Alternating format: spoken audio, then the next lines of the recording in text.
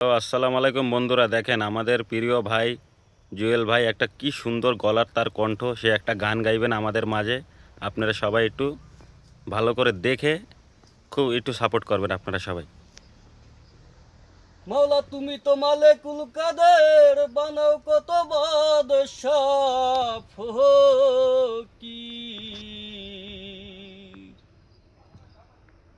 ওরে তোমার লীলা কুদরাতীয় পাহাড় আল্লাহ পরোয়ার,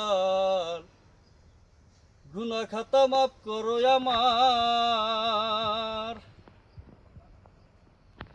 বেহেশতে ছিলেন হাওয়ায় আদম, মাওলা রে নিষেধ করলো খাইতে গন্ধম, গন্ধম খাইয়া হইল গুনাগার।